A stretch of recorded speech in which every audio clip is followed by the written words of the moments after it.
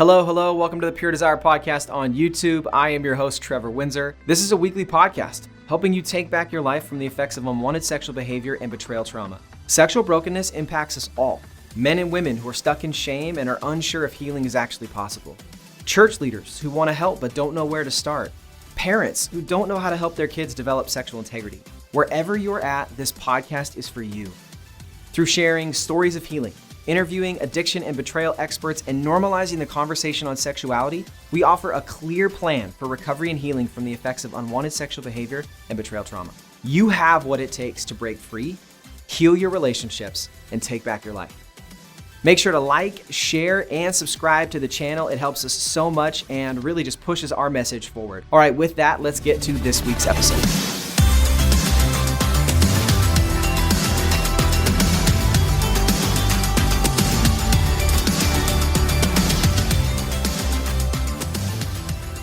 All right, Tyler Chinchen, welcome back, my friend. Good to see you. Thank you, Trevor. Always appreciate the invite. Yes, and for those of you watching on YouTube, we always debate on the actual color of Tyler's couch. You know, it reminds me of, do you remember that dress that went around on social media? Like, is it black and gold or blue and black or something? It's like that. It's That's exactly wild, the way like people that. see different things. So I'm just going to say from our vantage point, it looks red. He said it's as orange as orange can get. So there you go. Lighting makes a huge difference. Hey, let's not spend more time on that. Today, we're tackling another myth, one that we often hear, especially inside the church. There is an assumption that marriage solves our struggle with lust, pornography, sexually compulsive behaviors. And so we're going to spend our time unpacking all of that. Tyler, let's just start with this. Where does this myth that marriage will fix it come from? And why do you think it's such a widely held belief going into marriage? You know, Trevor, culturally, I think we want it to be true.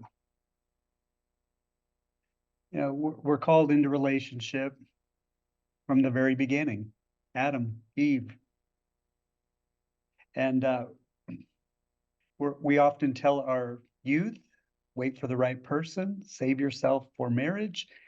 And then with that, there's a bit of an assumption that things will be perfect, bliss. And while those statements, that guidance is healthy, it's not always reality. And it can set us up with an unrealistic expectation.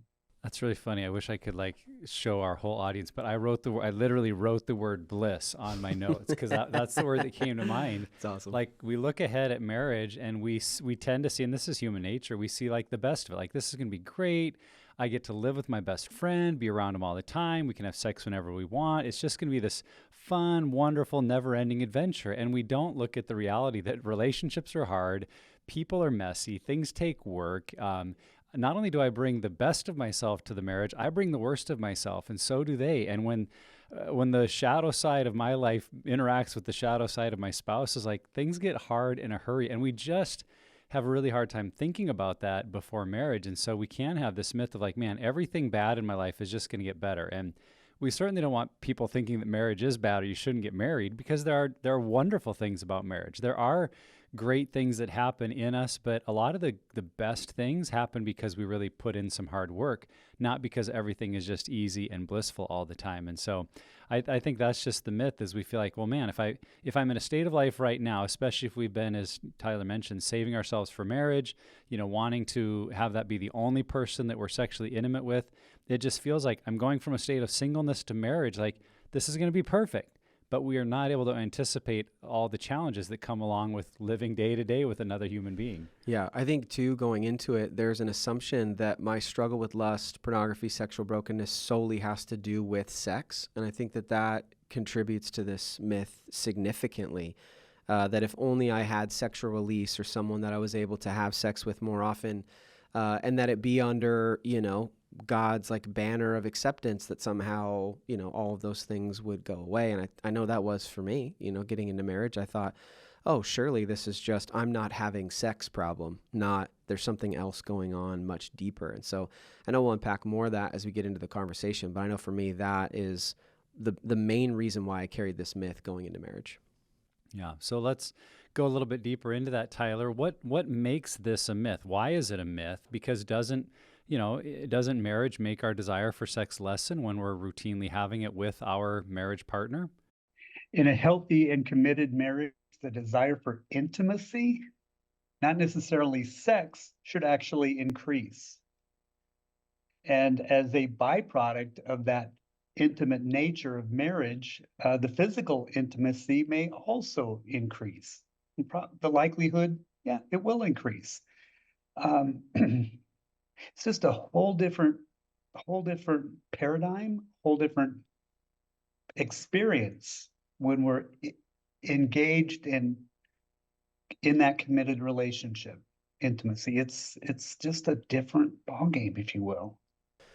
Yeah, I think too, specifically for Christians who grow up with that message, and then, it playing out that I saved myself for marriage, that it may be the first time you're actually experiencing, sex as, God created it, sexual intercourse, being able to do it without shame. And, for me, if anything, it just widened my imagination to what could be, when it came to sex. And so I think for me, it didn't lessen the desire whatsoever. It just amplified it, if anything. It just made, my imagination wander. And, especially when it comes to my struggle with pornography that I had. And I'm still so grateful that betrayal didn't play out and blow up my marriage, that I started getting healthy before. But the expectations I had because of pornography and my struggle with it, that got copy and pasted over onto my sex life inside of marriage. And so if anything, it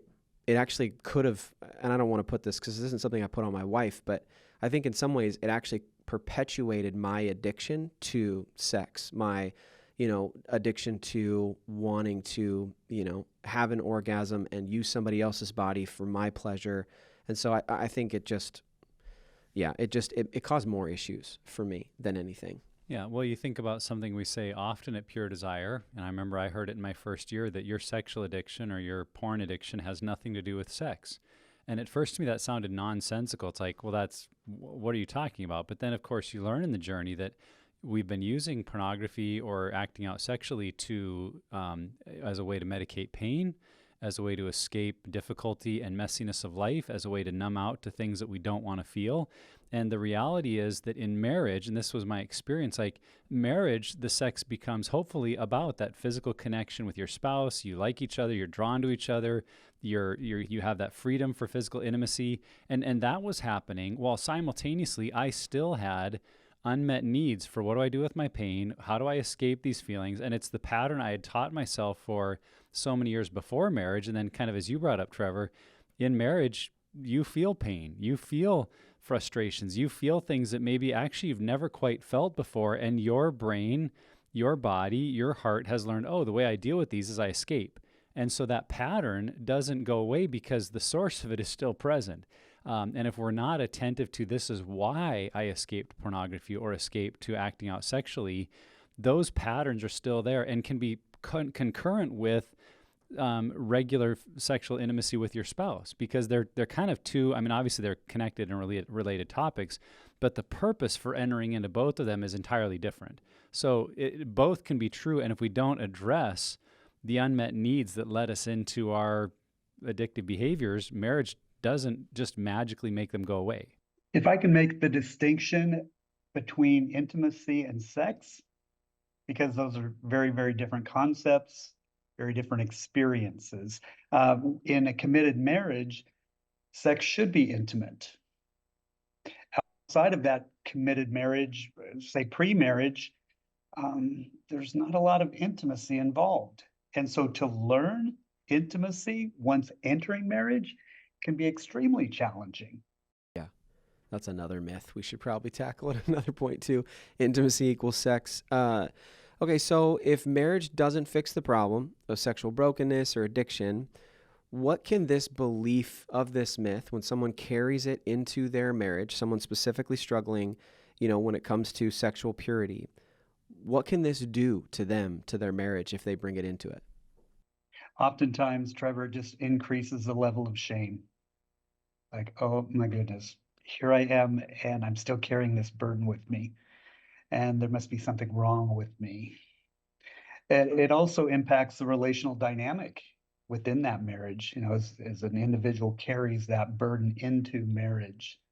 And it also places additional undue pressure on the person not battling with the brokenness or compulsive behavior, where unrealistic expectations may have been placed upon them as well. Yeah, I know that was totally my experience of, as I just described, when we're having regular sexual connection and then I'm still falling into that binge purge pattern with pornography, the shame of like, I'm the worst person in the world because I've got a great, beautiful wife that I'm really enjoying having sex with. What is wrong with me that I would pursue these things? 'Cause I was totally blind to the pattern and why I was acting out and all those reasons. So that shame sets in. And I think, and I'm grateful, I feel like God protected me from this, but I do hear it a lot from men in recovery that they can, not only does the spouse maybe feel that pressure internally, but a lot of men may end up putting that pressure on their spouse because they think, well, if I'm still battling, it must just be, it's not frequent enough. And the danger of that cycle, man, the pain of, well, if we're only having sex twice a week and I'm still feeling lustful thoughts, we must need it every day. Mm-hmm. And I've even heard stories where men expecting of a spouse like multiple times a day because they need it to avoid lust. And it's like, wow, that's just so buying into this fallacy that if I just get enough of it from my spouse, I won't need anything else. And I wish that were true because a lot of people would have a lot easier time being healthy, but it's not related. And so you can be attempting as often as you want for that sexual connection in your marriage and still not have it work out. And that's why we say this is such a myth, because we hear those stories that for the guy or gal who's, battling this myth and they're maybe only having sexual connection with their spouse weekly or a couple times a month or even more infrequent, it might be easier for them to think like, well, no, it's not a myth. It's just that I'm not getting it enough. And I want you to hear from me, like, we've talked to the people that they're having as much sex as they could possibly want and they're still stuck in the pattern of sexual brokenness and acting out. And so don't think that it's just your state of affairs, that if you only had it more, this wouldn't be a myth. The frequency does not make a difference. Yeah, I think too, there's a sense of disillusionment that can happen when you get into marriage. You assume it's going to solve the problem. And then, as you guys have talked about, you can put pressure on your spouse, you can shame yourself, but also like something's wrong with our marriage. Like you hear other couples talk about their sex life and then you start to compare, like, why are we not experiencing that level? Why do I still feel like I need to go outside my marriage? And so I think that it really can be a cancer inside of a marriage that deteriorates it from the inside, because there is something wrong, but we're placing the blame of that wrong on maybe our marriage as a whole. And I think that, man, that can devalue your view of marriage. Divorce maybe becomes, a quick option in your head. Maybe you're telling your friends like, well, marriage isn't really what it's chopped up to be. Like our parents were lying to us or our pastor's lying to us or whatever. And so I think that can just create even more issues down the road. So Tyler, we know you work with a lot of couples. You've sat in these moments with that front row seat of couples battling through the sexual brokenness in their marriage. And it's not just the struggling spouse that might bring this mindset. It can also be the spouse who ends up feeling betrayed. It's often the woman. It's very true of them, I think, that they may bring a similar mindset of thinking it's up to me to keep him from looking at pornography. It's up to our frequency to help him. They may even have been taught in their church upbringing that my body is not my own. And while there's I think a beautiful, healthy application of that when rightly understood, there's also many dangerous, manipulative ways in which that phrase has been used and left women feeling like, I have no right to say no. It's my husband, it's my spouse, and so I need to give it to them so that they don't stray. When someone is operating with that kind of mindset, what kind of implications have you seen in the marriage when a partner is believing that myth? There's that possibility, Nick, of losing one's identity. My identity is in this, we'll say, sexual relationship. And that just creates distance between two people. It's not authentic. It's not real. It's obligatory. Another implication of buying into the myth that marriage will fix everything is when it doesn't and disclosure occurs down the road, and that the spouse was not even clear, had no indication that this was a problem, that's when a grenade goes off in the room. And again, often the female spouse is devastated. I had no idea. I thought this, I thought he was who he said he was. But now we're in this space that I didn't sign up for. And I'm being pulled into this recovery process because I feel deeply betrayed. I do want to be healthy, but I bought into the myth that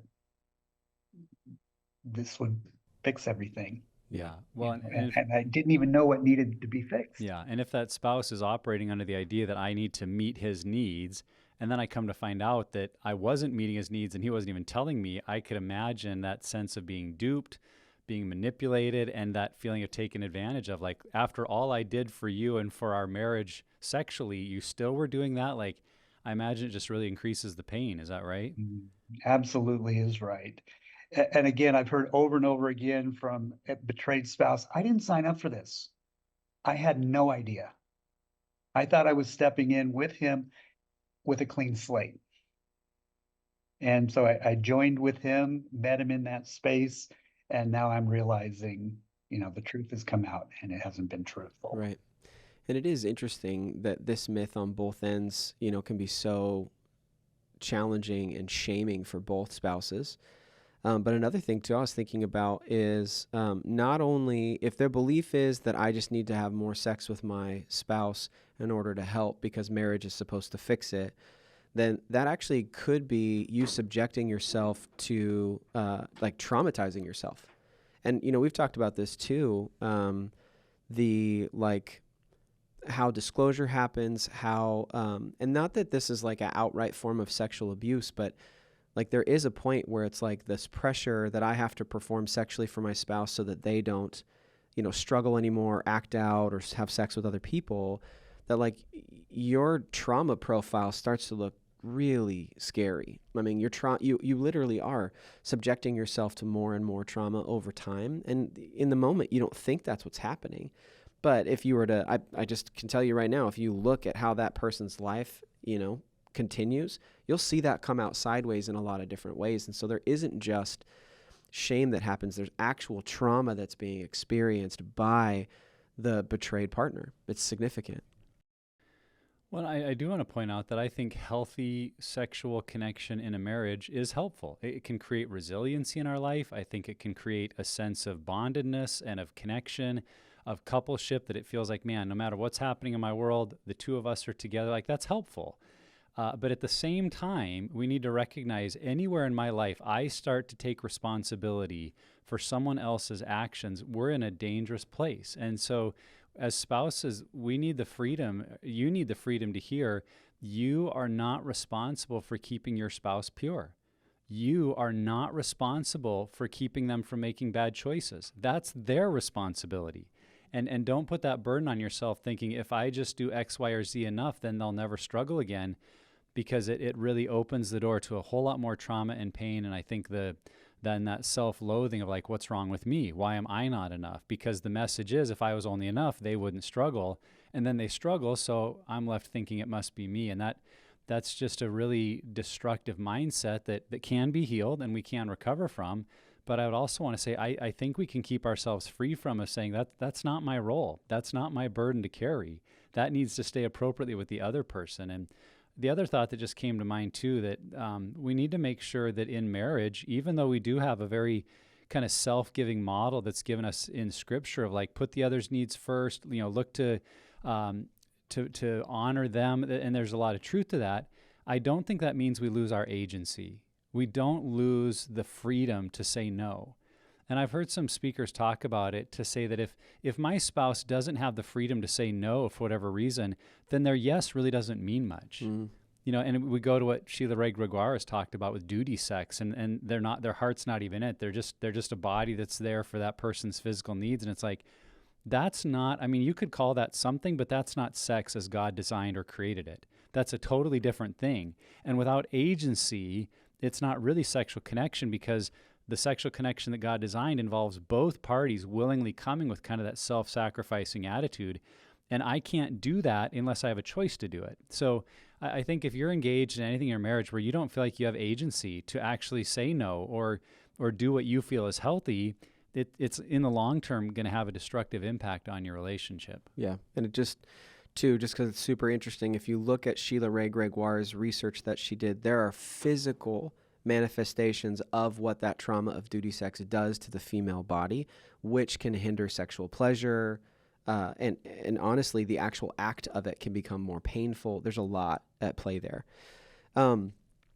Let's kind of get into, and this is, feel free, Tyler, to think of me putting the ball on the tee for you and handing you a very large bat with this question.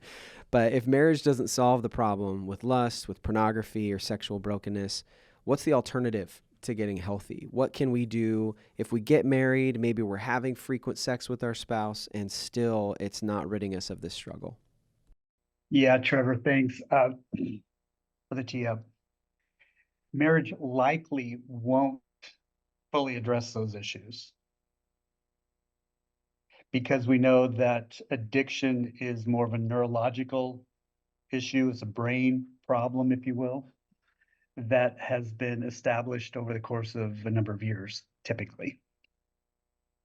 So what is needed to fully overcome those unhealthy, unwanted behaviors is an intentional effort, really, for recovery and healing and restoration, getting to that place that God designed for us. And that's identifying some of those core sources of the behavior. When did it begin? What were your life dynamics, relational dynamics like back then? Oftentimes we can trace this behavior back to family of origin. And so it does require an intentional effort to rid oneself of the behavior, the compulsive behavior. I hope this episode speaks to anyone listening who's still single, because I think we need to hear, I shouldn't wait for marriage to deal with my stuff. I shouldn't hope it gets better and I don't bring that pain to the marriage. And I recall, when I was a young man, I was engaged, and I heard at a Bible study of men, a guy who had been married a couple of years, and he had this exact talk of like, hey, marriage isn't going to solve your struggle. You need to work on it. And to a degree, like, I believed him. I was like, okay, I've heard enough guys say that I don't think marriage is like this magic pill that you just take and you never lust anymore. But I still thought marriage for me was going to be part of a recovery strategy, that because I'm married and I love the Lord and I'm sincere about walking in integrity, it's just going to kind of go, like, I'm going to grow up. I'm just going to grow up and it's going to go away. It's going to wear itself out like an old pair of running shoes, and I'll just get rid of it and not need it anymore. And I found that even that little bit, so I think the reason I'm saying this is that I didn't believe this myth wholeheartedly ever. But there was a little shade of it where I thought, yeah, but it's really going to help me be what I finally need to kick the habit. And I think for a lot of single men and women, that may be where they're at, of like, okay, I know it won't fix it, but it's sure going to help, right? Like, it's going to make it a whole lot easier. And I've led enough groups with married men and single men in the same group, and I can tell you in every one of those groups, the married men are looking at the single men saying, I wish I were you. And the single men are looking at the married men saying, I wish I were you. That I could be married and working on this. And the married men are like, no, you don't. You don't want that pain. You don't want this level of hurt. You don't want to have to work through the betrayal your spouse feels and the words they're going to use when they tell you how you're making them feel. Like, don't hang on to this thinking that somehow it gets easier in marriage, because the stakes just get amplified and the pain of recovery is a lot more to work through. So I think we have to examine that myth all the way down to maybe the shades of it where we think, well, yeah, but it's going to help, because it may keep us from doing the work that we need to do. So for all you singles out there, like, go all in on your healing and recovery, because you'll be glad you did and it's worth it. And I think it just underscores, if you're married and you're struggling, rather than shaming yourself like I did, if I must be the most horrible person in the world, like, use it as that wake-up call to see, oh, it's really evident that getting married didn't fix my problems. I'm going to have to be more proactive. I'm going to have to do something outside of my norm to pursue healing. Otherwise, there's nothing that can just come into my life that's going to take it away magically for me. I'm going to have to do the work. I'm going to have to apply myself to a process. And then if you do, as we've seen over and over through the lives of men and women here at Pure Desire, change is possible, but not without hard work, intention, and sacrifice to really engage in your own recovery. Another kind of shade I was thinking about, as you mentioned, was I think there's this expectation that when I get married, I'll have my spouse be my accountability partner, that, yeah, they'll help be a part of, my plan to get healthy. And part of that is they can help police me. And I don't know if everyone has heard this before, but the idea that your spouse would also become your mother and keeping up on you, making sure you're doing your responsibilities is not a role that you want them in, and is absolutely not a role that they should be in, because you don't want your spouse to be a police officer and always checking in on you. And so I think that that's another shade to, and I'll use it as a reinforcement to say that Pure Desire groups are for this exact reason: to be in a community of other people following a recovery plan that's laid out for you. And I recently said it to someone just the other day, that a 7 Pillars of Freedom, Compassionate Warrior, an Unraveled group, all of these ones that we have for people struggling, they don't actually do the work for you. They just lay the path. You walk the path. You do the work, but you do it with other people that are not your spouse. And I think that that's such an important piece to addressing really what is motivating our behaviors, because you can take medication for physical pain that you have, and it can take the pain away. But if you don't know what's causing the pain in the first place, it may never go away. And that's why we have recovery groups. That's why it's such an important process. Trevor, that's a great point. If I could speak just for a moment about the spouse policing and being the accountability person. She, I'll say, often is in that position of when is the next lapse or relapse going to occur? And she's often on edge. And it's just another form of trauma and anticipating that trauma. So I 100% agree that is not the right situation for accountability. It's just not the right person, the spouse. And one more thing around singles, those men who step up typically in their early 20s and say, I want to be free from this burden because I don't want to carry it into my marriage. Talk about respect. I mean, that speaks to their character. It speaks to vision for the future. And I would just encourage those men, jump in and give it 100%. You'll be in a much different place after you go through a healing and recovery process. And you'll be the future you will thank you for sure. Yeah. Yeah, if I could also speak to that accountability piece, I think the reason a lot of spouses set up their other spouse as the accountability partner is they think, well, if they saw that I was relapsing, the pain of that would be so great that it'll keep me from ever doing it. And we think it's going to be like this magical insurance policy. And yet what we have found is there is no consequence great enough to keep you from your sin or addictive pattern. Because when we're in that place, our thinking brain is shut off. Our logical brain shuts down. And the lies that kick in and say, well, I'm not going to tell anyone, when no one's going to know, and I'm going to do what I want because I can't seem to avoid it. It doesn't matter. I mean, because I've admit, they set up, well, I'm going to lose my job, or I'm going to do this.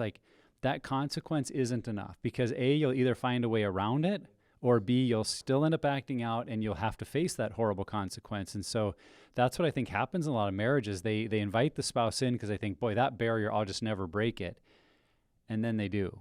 If that's the only thing they're setting up, if they're not actively pursuing healing in group and doing the work and making the phone calls, and then it just gets a whole lot more messy, because now the spouse knows how often it's taking place, and it just really amplifies the pain. So, Tyler, one of the quotes I've heard or I'm thinking about in this episode is that there are two things primarily that change us: pain and vision. And we've talked a lot about the pain of bringing this into marriage, what it does to our spouse, that if we live in this myth, that it could be a lot of pain.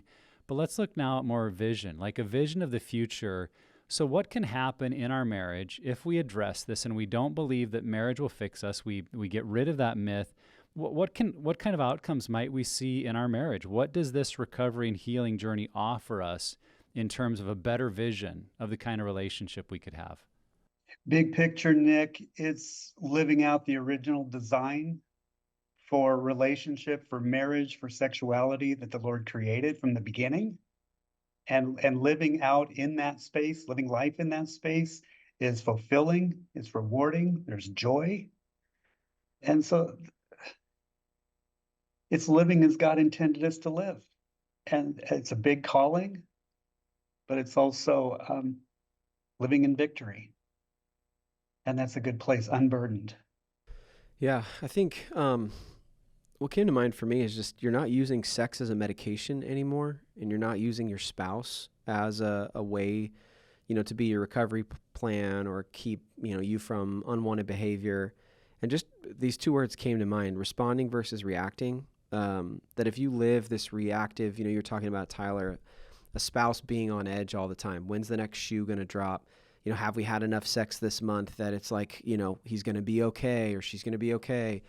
I think you're able to be more present with your spouse in the moment, responding to the intimacy that you're building outside of the bedroom. And then that leads into the sexual relationship. And so I think that sex becomes a healthy part of your relationship, not the dominant part of your relationship. And yeah, I mean, God, I've talked about this so many different times, perpetual eye roll from the listener. But I just think for me, I saw all of the ways that this addiction was impacting my life, like my emotional health, my physical health, my ability to relate to people at an intimate level outside of certain contexts. There's just so many different things. So for me, this opened extra layers of healing that I could experience on a personal level that impacted not only my marriage, but also my relationship with my kids. I had this, oh my gosh, last night, guys, we're getting ready for bed. And for whatever reason, my 4-year-old, he already knows how to go he's potty trained. He can do the whole thing. But for whatever reason, he's like, Dad, I have to go to the bathroom. I need your help. And I'm like, just go. You don't need my help. He's like, no. And so we have this back and forth. Well, he doesn't get on the toilet, fast enough because he's yelling at me to come help. And he pees all over the bathroom. And I just got so angry. I'm like clenching my teeth and I raise my voice and he just like freaks out. And in that moment, I was like, oh crap. Like I'm hurting my kid right now. I got down on his level and I'm like, Brooks, I'm so sorry. So sorry. Daddy got so frustrated and I shouldn't have treated you that way. And I was thinking about it even this morning that I would have never responded that way. I would not have come to that quickly. I would not have tried to reconnect with my kid. I would not have owned my mistakes. And I'm even thinking about today, like I want to go home and reinforce that connection even more with him. I want to make sure that he knows. And that's the kind of thing that recovery did for me, that understanding marriage doesn't fix it, understanding, okay, there's more to this problem, and then addressing what that actual problem does has created a healthier me where I'm able to be more present to the sin in my life and the repentance I need to take, the connections I have with my family. I could spend an hour talking about all the different ways, probably more than that. But that's for me is how it's played out and the vision I would cast for people. What I hear in that, Trevor, is the best version of you coming forth. There are moments that, we haven't quite achieved that, but you're moving in that direction and that best version of you is coming forth. So well done. I didn't tell that story for that. I mostly told you just so you know I'm very sinful and have my own issues, but there's so much at stake that you don't realize this area can impact. Yeah, recovery is very holistic. And I would say in our experience, and I've noted this in the stories of other couples, we thought we were having good sex. It was regular, it was enjoyable. We both were in it.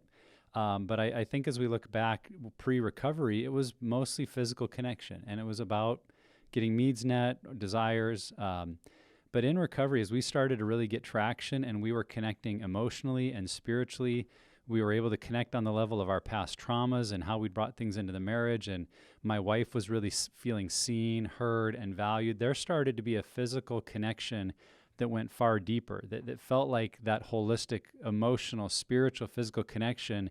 And it was like, wow, we thought we were having sex, but wow, it just got so much better. And not because of technique or anything else other than just we felt a soul connection. And so obviously I don't want to have a person pursuing recovery just because they're looking for better sex. But it really was an outcome of the work. And I think that's what I'm describing is that when we're doing the hard work of recovery, then our sexual connection becomes an outcome of the good stuff already happening in our relationship, not a replacement for it or a substitute for a lack of that connection. And it's really hard to describe until you get there. But like I said, I've heard it in enough stories that I have the confidence that when there's this deeper emotional connection that's in place prior to our physical connection, It does something, and it's worth striving for, to say, man, like you mentioned, Tyler, this is the best that God created us for. This is what he designed, and I didn't realize how much I was missing it because I was just making it about physical needs until we started to get traction in our recovery. I'm reminded, Nick, of early in our marriage, my wife and I, there was a moment in intimacy that God just revealed himself. Mm. Sorry. Good. And I looked upon her and she looked just like an angel. Mm. Doesn't get any better, Mm. but it has gotten better. But just in that moment, I realized, okay, Lord, you're in this. Yeah. You got me, you got her, you have us. Mm. This is good. That's cool. And also, don't ever apologize for crying again. I'm telling you. Yeah, you stop it. But that is, I mean, I think you bring up I don't want to belabor this at all, but you brought up a good point that, like, it's good to remember that God created sex and that it is a good thing and it's a gift and he is in it. If you feel like God is not a part of your sex life, then you're doing it wrong, and I'm sure there are many ways where that plays out day to day for us in our relationships, but to just keep that in mind for sure. Okay, so we're going to kind of land the plane here, but we see how much pain this myth can bring into a marriage on an individual level, in the actual coupleship itself. But let's look at it from the perspective of pastors, parents, churches. How can we make sure that we're not perpetuating this myth and we're not teaching it and we're really revealing a couple different things? One, what marriage actually is and what sex is, and then also what breaking free from compulsive sexual behavior actually is. So what can we do to help not perpetuate this myth?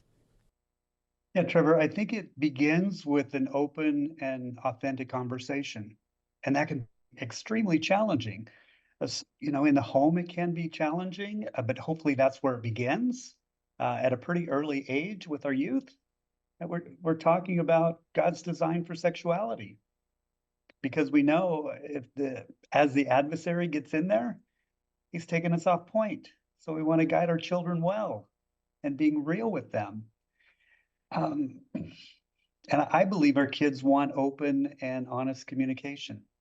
They may not say, yeah, bring it on, Mom, bring it on, Dad. But I think they desire that and need it. And just to provide guidance and clarity as they move forward, in their early years, because we know that the producers of pornography, they target those young folks. 8 to 12 years old is typically the primary target market. And if we can reach those young people and begin the conversation about healthy sexuality, we'll help them out. I think that's what we're called to do as well. Yeah, I was thinking along the same lines of prohibition versus provision, that if in the church or in our homes, we only focus on the prohibition of, like, God said, no, don't do this. This is wrong. This is dirty. Outside of marriage, it's bad. And then, our young people grow up and they're ready for marriage. And now we kind of give them a thumbs up, like, well, okay, now it's all good. Go have fun.